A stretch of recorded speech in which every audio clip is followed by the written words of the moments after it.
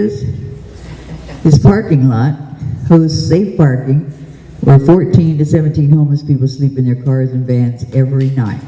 Yeah. And the Redwood Gospel Missions free shower truck comes every Wednesday. And last but not least, he hosts 6 sleeping huts for homeless people. He's here today to talk about the HUTS program. Dave Burrow.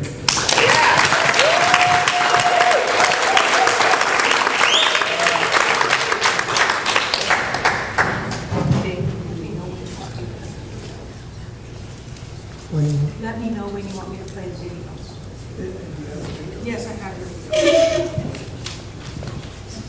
Well, why don't we play it right now? Yeah, we'll play the video right now so you can see what I've got, which isn't very much.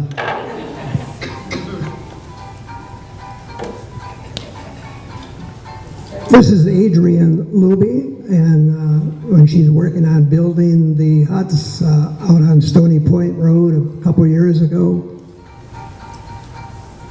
These are called Harold's huts. Harold's not here, but he's key in all of this. Yeah. And here we go. Hard-working people who put these 6 huts, or all these huts together, and they didn't cost very much. They were about $400 a piece, something like that. And they were built before I got involved. But they're beautiful. And the people who live in them, who were living in them for 18 months on my property, thought they were beautiful too. I did the wrong thing, but I really did the right thing. Then there was Russ Sampson. My key man. Okay. Well, after 18 months, the heavy hand of the building the building department in Santa Rosa came down on us, and by the end of the month, we have to have all 6 of those huts out of there. And if only the housing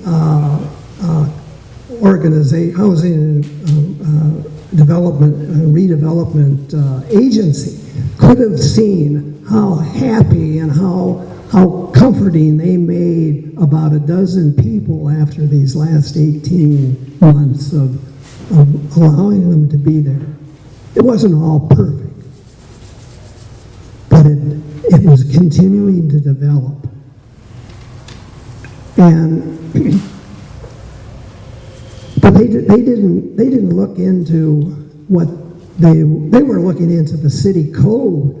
We had a couple of complaints from people who live around the area, and but believe it or not, all of my rent-paying tenants, and there were about 8 or so, got along with the project. They got along, and it just fitted into what we were doing there very well, including parking. So here we are. This month we have to get rid of those, but they made an imprint. It showed that people can be comfortable with a bed and a place to keep their belongings overnight, and they're only 30 square feet, and about $300 to build.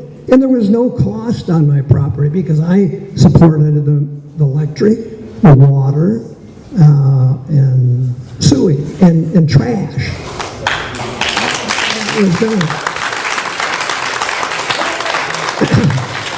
Well, it makes all of us sad, including Russ Sampson, who's been living there for 18 months, Adrienne Luby, who administered this and was very instrumental, and Harold Whalen, who put it all together and was always there to be of help, plus the rest of the committee.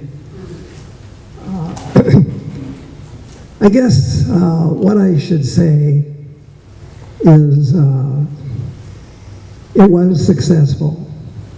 And why housing and redevelopment wants to turn down anything that's successful without a hearing, without asking me or the committee or telling us why we got the coup de grace.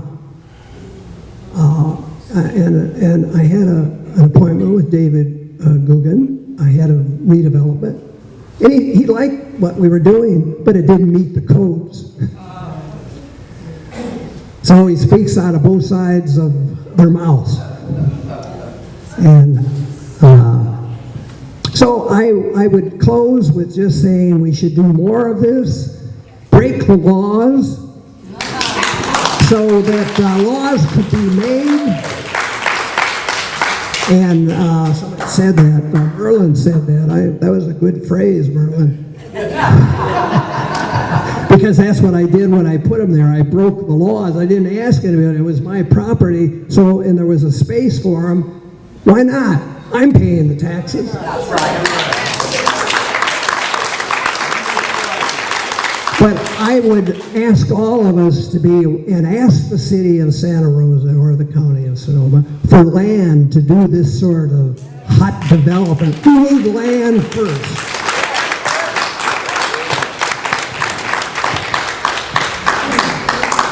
Thank you. And really, that's what the shelter emergency, the homeless emergency is about, really, is relaxing some of these codes. And this is a prime example of them not doing that. Okay, our next speaker is Adrienne Lobby. God, do I have to introduce her? I mean, come on. She is a Homeless Action member and general gadabout homeless activist. And everybody knows who she is. Come on.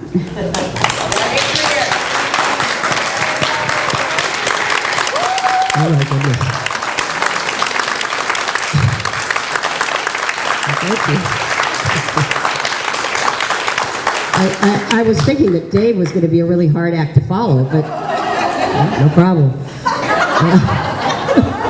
So I want to just remind you that if you've got questions or thoughts, we really do want you to utilize this and utilize your post-its so that we get more interaction and more information from all of you. And, you know, a lot of people say, I'm so glad you're here, because frankly, you know, what's the point of me talking if you're not here to listen? But it is true, because we need you. I mean, right now we need you, but we need you to understand these things and to spread these things out. Everything that we do, no matter how hard we work, is going to be meaningless if we don't have people like you who are willing to show up and speak about it, however way you do it, you know? So I'm just very grateful, all of you, for coming out.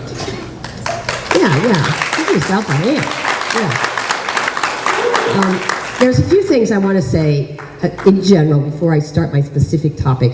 I passed a sign as I came here, coming off of Highway 12, that was 2 no signs. There was no on N, the housing bond measure, and no on Measure 10, which is the rent control measure.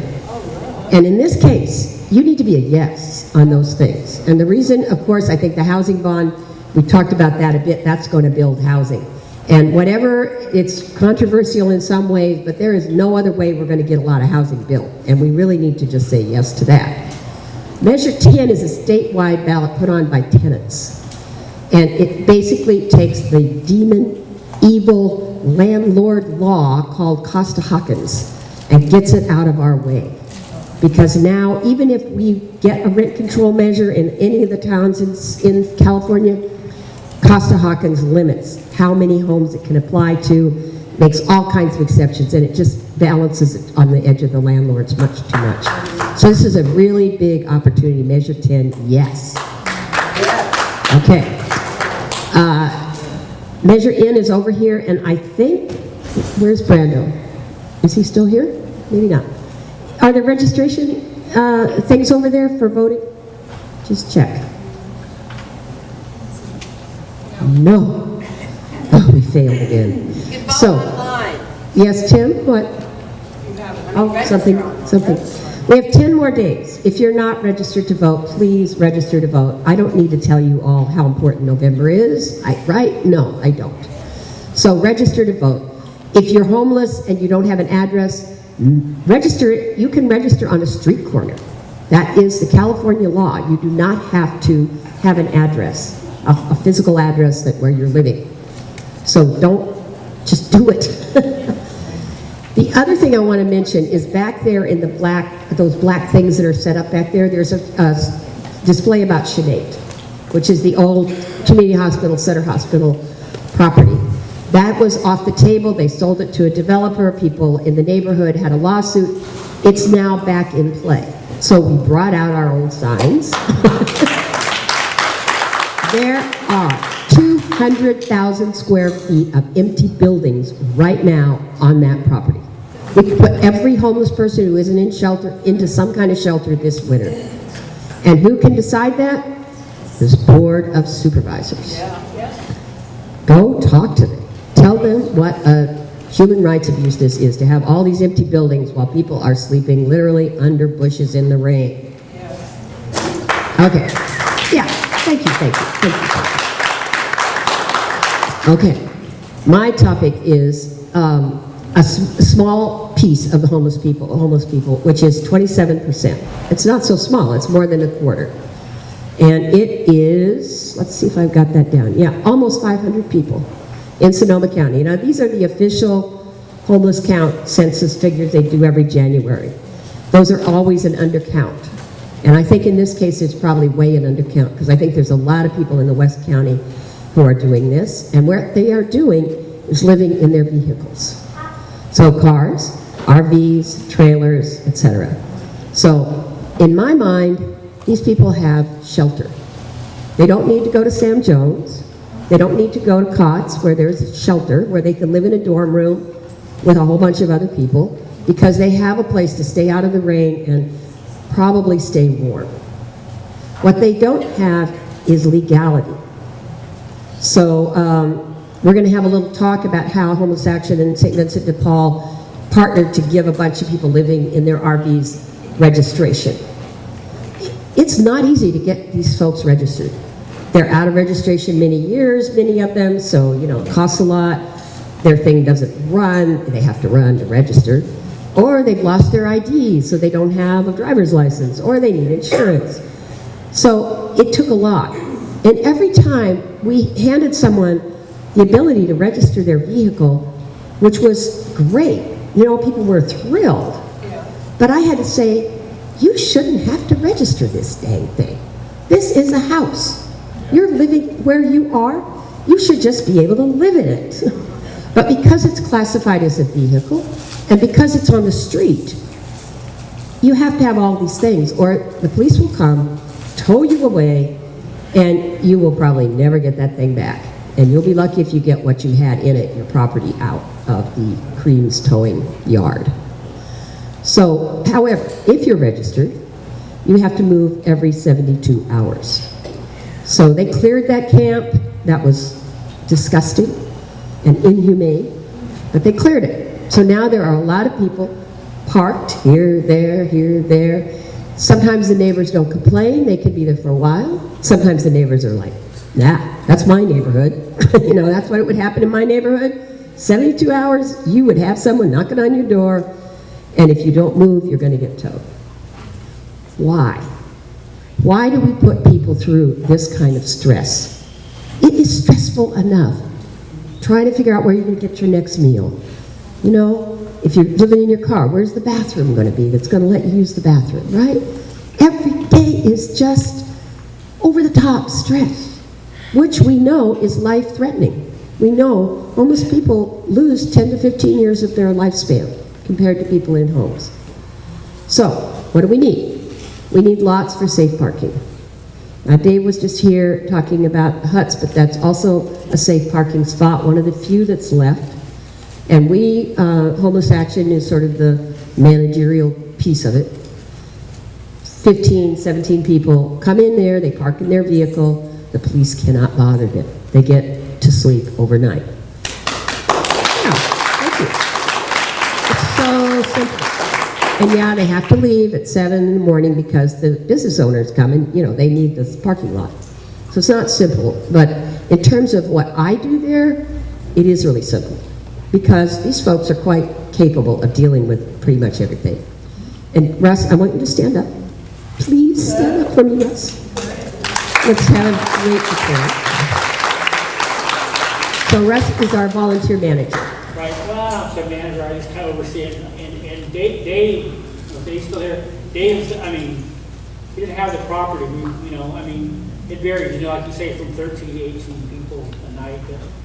I mean, and it's had its growing pains, you know, from the neighborhood, from, you know, this one can't get along with that one, but we, you know, basically, you know, like Scott was saying, it's a community, even with safe parking, without people involved in us.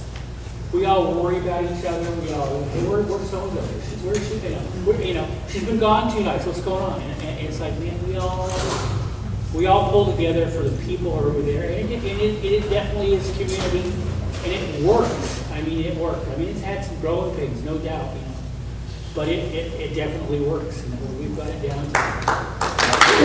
So the beauty of this is that Russ gets that call at 3 a.m. when someone says someone's parked who wasn't supposed to be here and they're bothering me, or they're running their stereo too loud, or all that kind of stuff.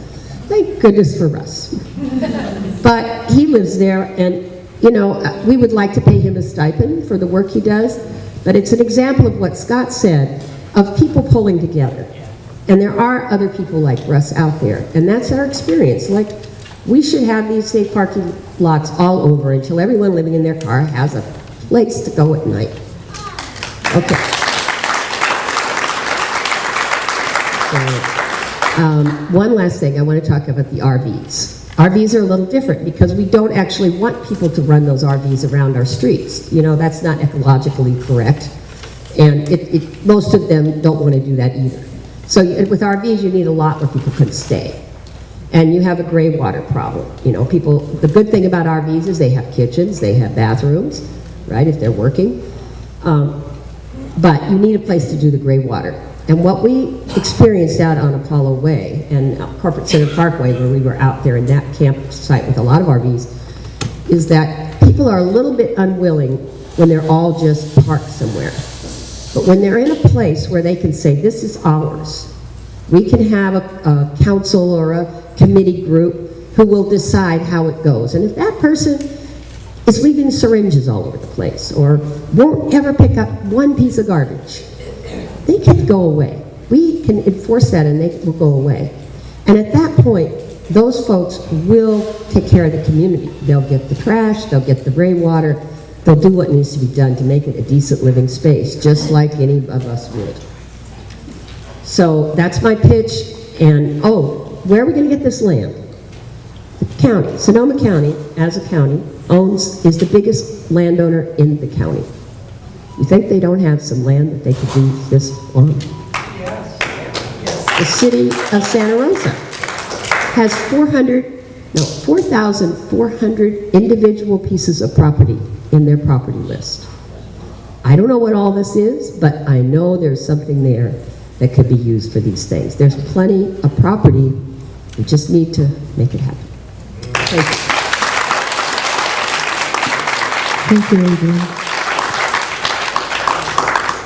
4,000 pieces of property, 2,000 people. Do the math, people. So this is sort of an ending spot for our second round of presentations, and it's another time to take an opportunity to think about what you've heard and how things might go together, and like how could huts and safe parking in villages and RV parking and where could these things be? What's needed to make them work? Rent subsidies. How can that money be used in some creative way? So here's a chance for you to think about, what are you noticing? How are the projects connected? Oh, and I can't leave my fellow CAC person out either. Well, what about this going around to neighborhoods and changing the attitude towards homeless people to making this a conversation that we have. You know, how is that going to help support everything that's going on? And so take a little moment with each other to talk about this and what additional resources can be brought. And I'd really like it if you really support some of these ideas, like Dave Berto, who's now under threat, you know, of fine if he doesn't get rid of those buildings. Aren't you ready to storm city council? You know? Where are you going to be Tuesday night? Okay? So think about what you're noticing. What kind of resources, services, how could rental... I spelled assistance wrong and nobody said anything. That's okay. I used to teach kindergarten, so it didn't matter how I spelled. What does that say, teacher? Whatever you want it to say, just read it to me. So anyway, I'm going to put those questions up. Talk to people. Think about for yourself for a minute. Write something down and share with people around you. Share with one person next to you, and then maybe even get up and go find 2 more people and talk about what you've heard and what you want to see happening and how you're taking in the information that we're putting out. And we'll do this for maybe about 5 or 10 minutes. I'll put the questions up. Does anyone have any, we also have a little tiny bit of time here. Does anyone have any like really burning whole group comment they would like to make? Yes, Pat. I haven't seen you in a long time. We have a very good opportunity with the changeover in city council to districts. And there are 3 districts that are up for election now. We should bring the homeless issue to the candidates. There are 3 people running in the district that I live in, which is District 4. There are 2 people running in District 2, and then there's someone's running, Tom Schwedhelm is not being opposed, so he's gonna get it. But I think the canvassing should focus on, or we should be asking our candidates what their stand are on these issues and make it an election issue so they can be responsive. Thank you, Pat. Okay, take a moment now and do this little activity. I will put the mic down for a bit and talk to you.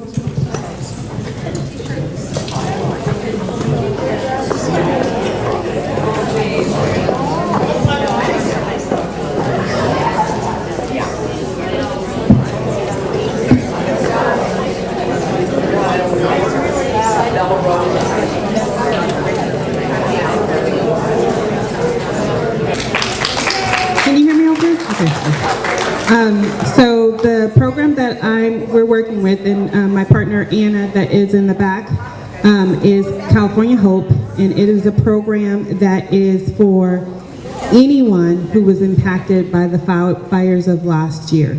And when I say impacted, I don't mean that you lost your home or a loved one. I mean anyone who, whether or not just the recent fires that we had, if you were having a hard time dealing with that, our program is for you too. And there are 4 different agencies who are providing the services. It is free. West County Community Services covers the West County and the Northern County. Petaluma People Services covers the Southern County, and then Council on Aging and Goodwill cover the Santa Rosa area. So you can find a counselor no matter where you are in the county. Again, services are free, and it's counseling, and also we help connect people to resources. So housing is a big one, because even if you didn't lose your house, maybe your landlord had to move into the house that you were in, and now you have to find a new house, and you can't afford the rents that are out there. So we see it all. Thank you, Paulette. And thank you for coming over here today and being part of this. Colleen O'Neill. Oh, there you are. Where's Victoria? Does anyone know? Yeah, go grab her. I mean, you know, not physically, but... So somebody just told me that they were a little grumpy. And I understand that because we put this thing together on the fly. So I'm going to give you our excuses for that. And you can take them as you want. We wanted to get this to be done before the 18th, because that's when the Continuum of Care meeting is, where they're going to introduce this whole HEAP funding. And we wanted them to feel the amount of energy behind getting some of that funding for something that's a little bit different. So we had a deadline for that. And when the church here, which is just marvelously, offered us free use of their church. We just had to pay for the staff. Yeah. But it will shock you to know that the holiday seasons are coming, and they are booked up from here on till like January. So that's my excuses, but I promise you we will do this with a longer lead time. Many people emailed me and said they couldn't come because they were, you know, already committed to something else. That's on us. We know it. But we did what we could, and I'm proud of what we did. I'm going to just say that. And I am really proud to be part of this community, the larger extended family here.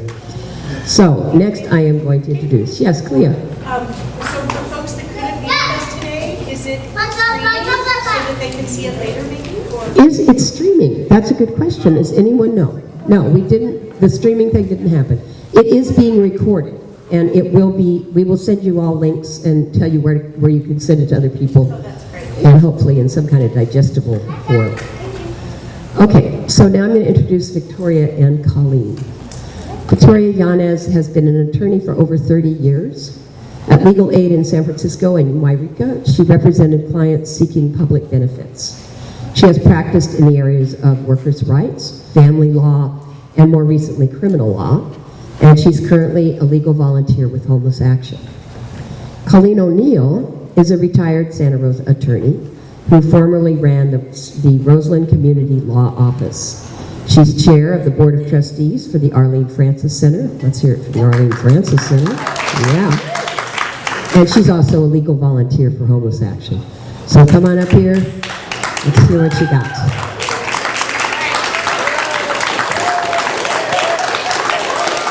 Come on, you guys.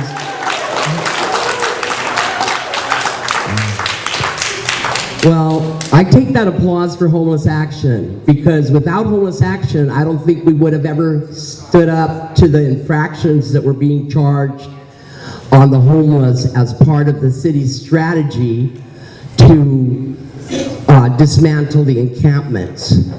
So we had, you all know the history with the HEAP program, which is the Homeless Encampment Assistance Project, going around, coming with the host program, Catholic Charities, offering services, some mysterious housing services that we don't even know where the housing was, but from the Farmers Lane encampment, they called Homeless Hill, then Doyle Park, then 5th, 6th, and 9th Streets. So since then, we've had more. We've had behind the dollar store, the uprooting of that encampment, and then most recently here at Corporate Center Parkway. But we don't know where everybody is now.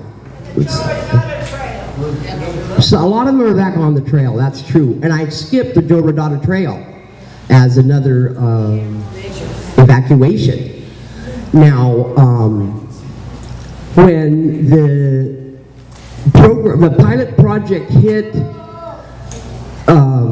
the 6th Street 101 overpass, by that time the city had developed its strategy to criminalize the homeless. And they issued citations for littering, camping, and obstruction of the sidewalk. So the majority of the cases were obstructing the sidewalk, and Colleen and I did a motion to have all those cases dismissed based on unconstitutionality of the ordinance, because we didn't think the ordinance could be applied in a situation where there was not housing available. So the most recent case on that is Martin versus Boise, and Colleen's going to shed a little bit of information on that. Yeah. But anyway, what we did was we did the 52 trials on, since the motion was denied to dismiss the cases, then we came upon the housekeeping issue of how do we try 52 cases for obstructing the sidewalk. The only answer to that was 1 by 1. So we were able to get a couple of acquittals, but mostly it was management of the cases because the homeless were dispersed and it was very difficult to get compliance with the judge's orders, but at least we were able to get a settlement agreement where the fine was limited to $100. So even though a lot of the people didn't show up, when they go back to deal with it, it will be a lot less impact for them. Now, since I'm no longer going to the infraction court because we're done with those, and I believe we were successful because the same strategy is not being used by the city in terms of mass infractions. There are still a lot of things that we're doing to respond to the police action, and one of those is, I don't know if you all heard that on September 28th at Corporate Center Parkway there was a sweep, and what they were doing was bringing the shovels and shoveling up the tents, and even though the people were there, they had to move aside because the truck was coming through and it was already too late to get anything. So what we've been doing, along with Alicia Roman, who's an attorney here in Santa Rosa, is filing property claims after. So that's what we're doing now. Me personally, I'm into the general assistance program, and that's where I'm going to put my focus now. Because Welfare and Institutions Code 17,000 states that every city and county shall provide for those with no other means of support. Now, in Sonoma County, for some reason, there's a 3-month limit in every 12-month period to general assistance. Now, the only limit on general assistance that I know of is too many resources, which disqualifies you from the program. Not that you're still poor after 3 months. So that's the next target, and keep your eye on the paper.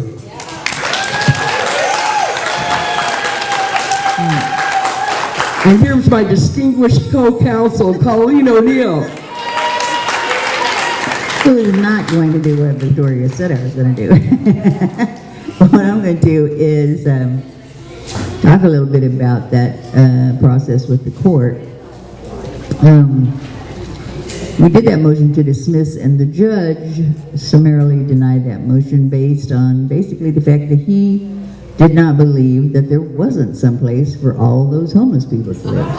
His house. That was really his reasoning, which also then negated any kind of necessity defense, because that would, again, posit that there was no place for these people to go.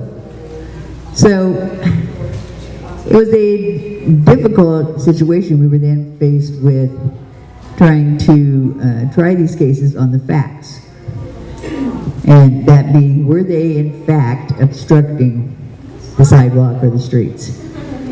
And we won some of those, but as we went along, the police got a little more hip to what we were doing and started coming up with, people in wheelchairs that couldn't get by, people's tents, the lamp posts were making it harder for people to get by, and it was just kind of a zoo, as far as I could tell.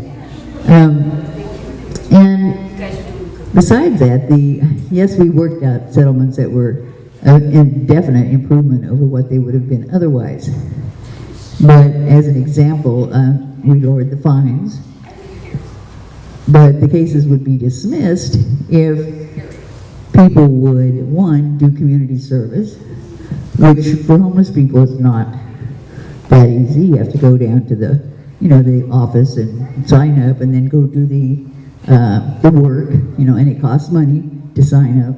So that's not a great alternative. And the other alternative was if people would sign up with coordinated entry, which a lot of people already had, but that was okay. You could go sign up again and it would be dismissed. And if you got housing in the process of during this whole proceeding, your case was dismissed.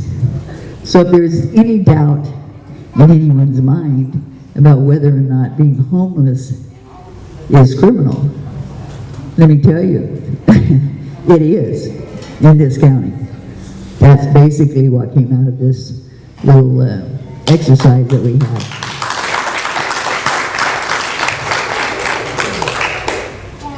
I forgot one detail that I really want to mention, and that is that folks who are on probation for having camped in the past or for substance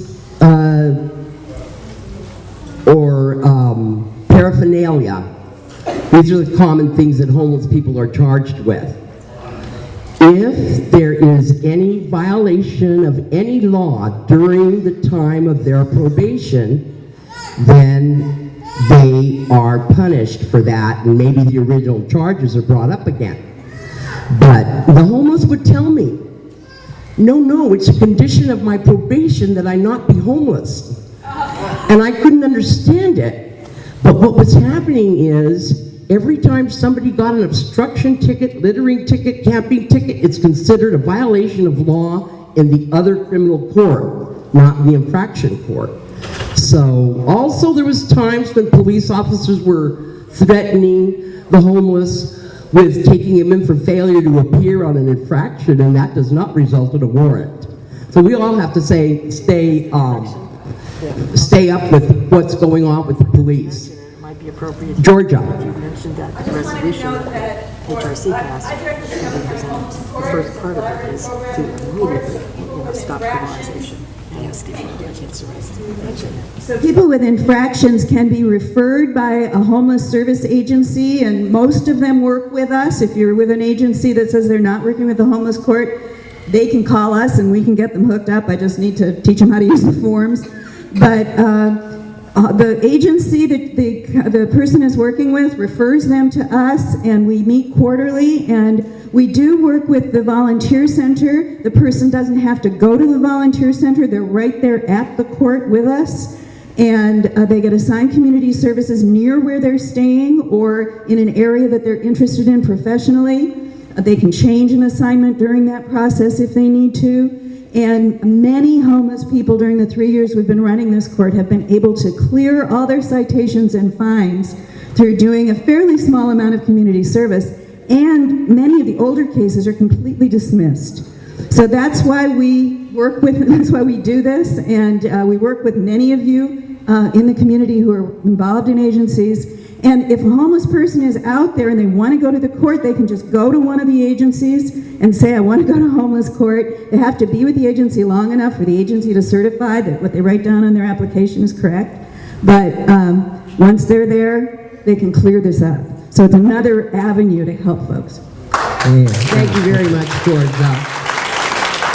Yes, the reason for the homeless court is to help people move along in their lives and get licenses and registration and everything they need to do. Okay, thank you. Thank you. So, the legal stuff is really sobering. And Homeless Action has signed on to an attempt to have decriminalization of homelessness statewide, an effort for that. And there is in the human rights resolution that we heard about this earlier today, their first point is, let's decriminalize all of this. It's not against the law to be homeless. Okay, I may have misspoke earlier. I spoke about grumpy people, and you might think I'm opposed to grumpy people. Grumpy people have their places.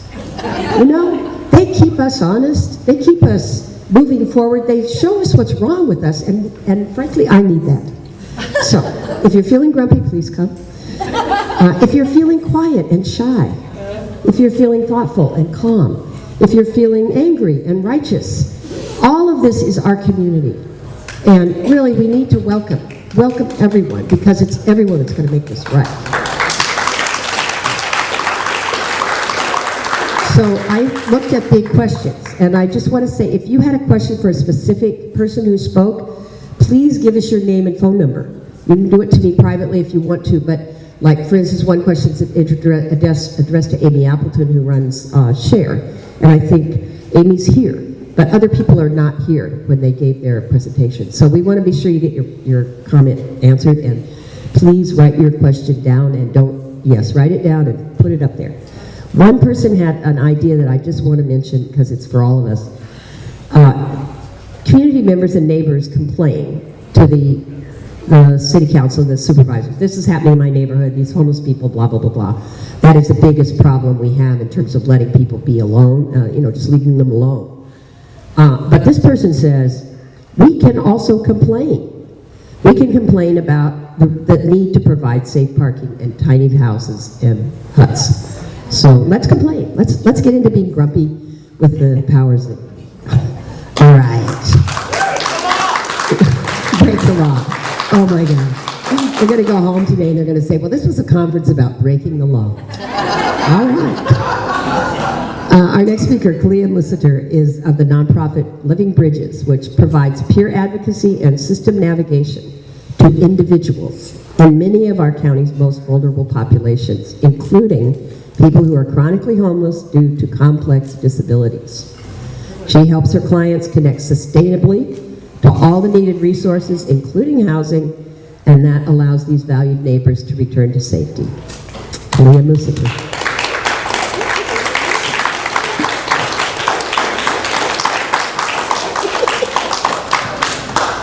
So I just want to start with one of my favorite quotes. I'm a quotes person, as people know who know me. Never doubt that a small group of committed citizens can change the world. In fact, it's the only thing that ever does. So here we are, changing the world. So I would like to share with you what I've learned works with our neighbors who are chronically homeless, my peers. That is those of us that live with the detritus of severe trauma, which is also known as living with mental health challenge.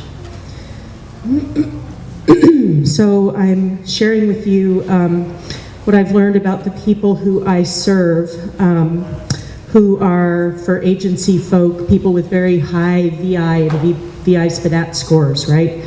So our neighbors who get trapped outside for 5, 10, 15, 20 years. And I want to start, as I always do, by grounding in why am I here? How did I end up in this spot with all of you amazing people? I'm a former high utilizer of services myself. I live with mental health challenge. I am a person that knows what it is to be on my way into doctoral work and fairly suddenly discover that I can no longer read or tell time, and that it's hard to walk and talk, and to get caught there for many, many years, and be in and out and in and out and in and out of the whirlwind. And I'm also a person who got the kind of human contact that allowed me to find my way to a healing path and a recovery path that works for me.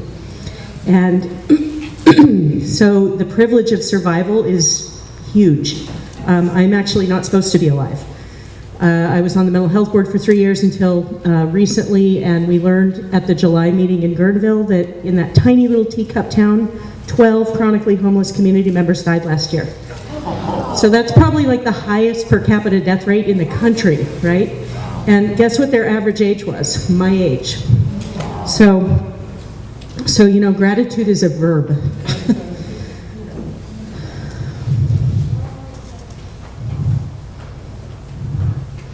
And I want to say I'm going to try to respect my outline I made, which I have a hard time doing.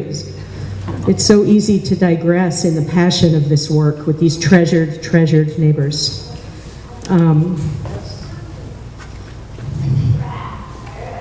I want to say that the description of myself, that both and, you know, smart person, good heart, education, disabled, is the norm among our chronically homeless community members. And I like to bust out the stigma and the myth of who we are. We are every other typical community member in Sonoma County, just with worse luck, pretty much. And I hear again and again and again from the people that I get to be alongside that, in addition to the active violence that homelessness is, that being trapped outside is, it's a form of violence that people are living inside of. The most painful thing is being otherized, is being what I call ghosted, is being shoved outside the human family. And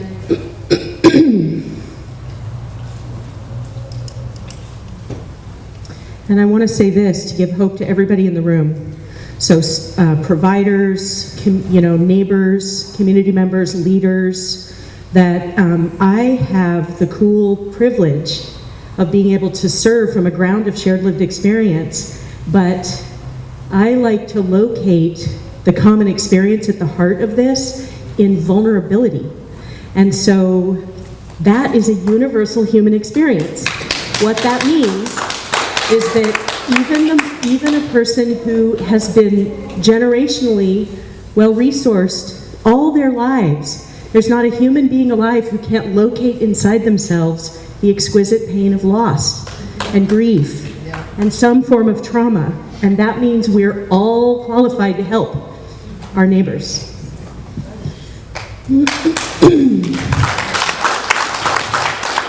And I think it's so important to name that out, because I talk so much to members of our community who have normal resources, and they say several things, generally speaking. I want so bad to help and I just don't know how, right? Because there's such a sensation of other and separation. It's like a wall. And anybody that's ever been I went to a big fundraiser last year, and it's so extraordinary to have the two, I picture it often like two beach balls squished up against each other in the same county, people with normal resources and people who are dangerously impoverished, as people who are trapped outside are. And the wall is so hardcore that even if we're all in the same room, the separation is just acute. So the privilege and fun of my life work is about trying to bridge, right? Make bridges between, so that we can walk to each other. Because when we cross that bridge, everybody gets transformed by that, no matter which side of the helping dyad we're on. I have to slow down, my heart is pounding.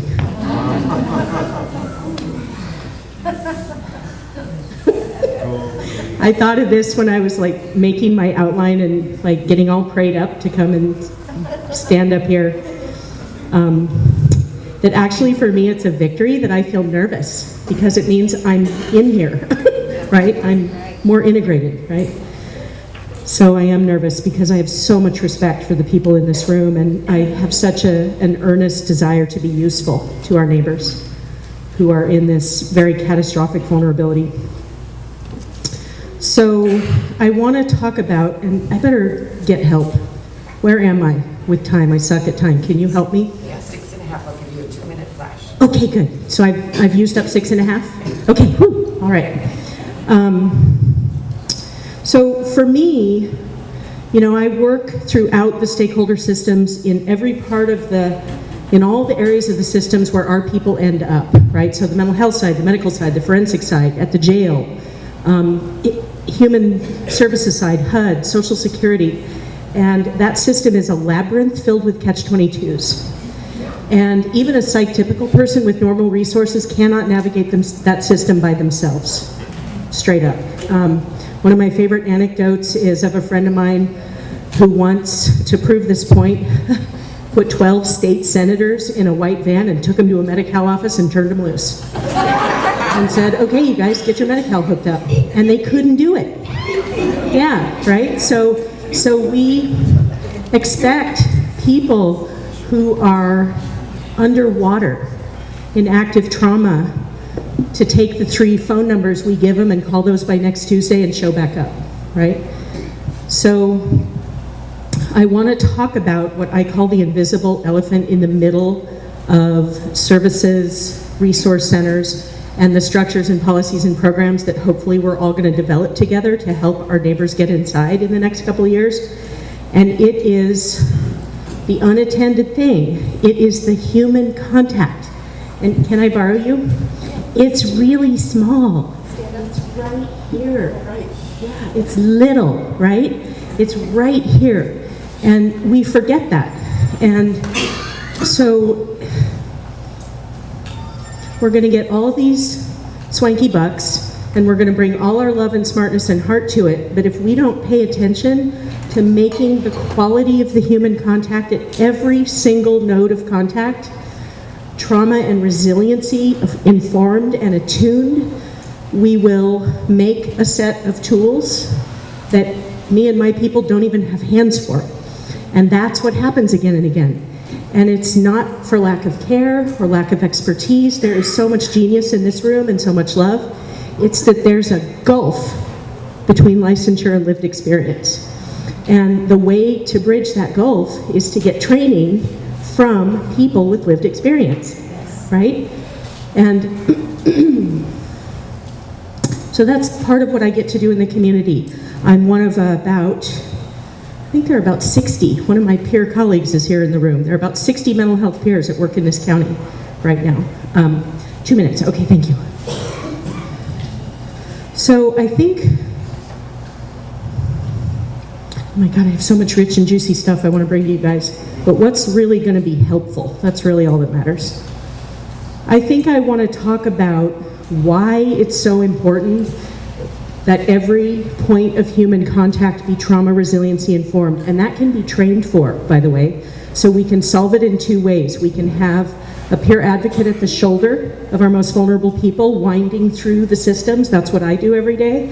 And we can train these marvelous, this cadre of incredible conventional providers that we have. And the reason it's so critically important is that anybody who's been trapped outside for any length of time is a survivor of severe complex trauma.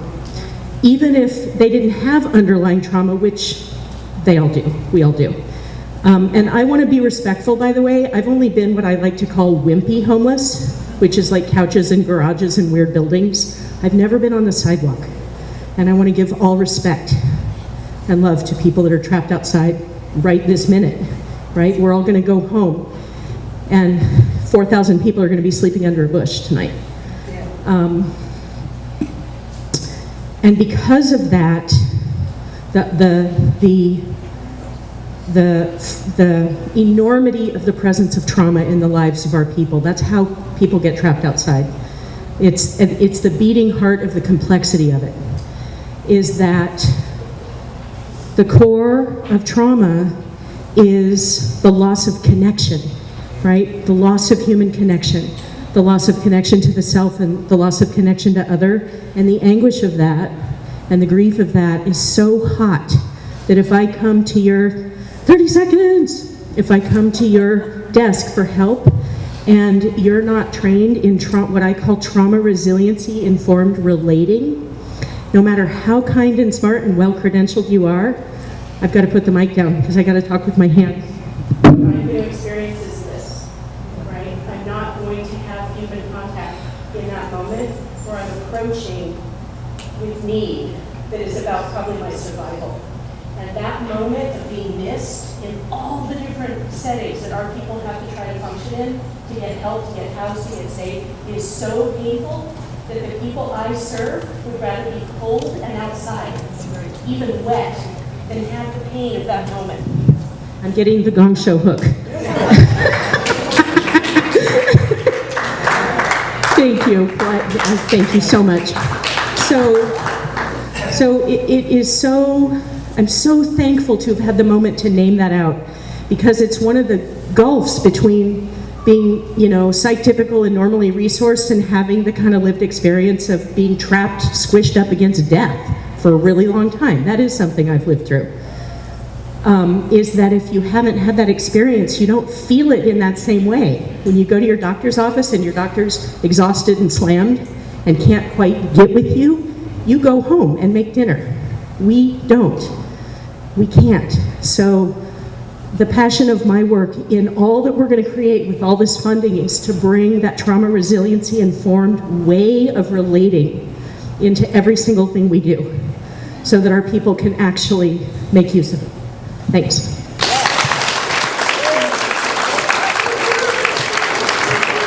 Thank you to Leah.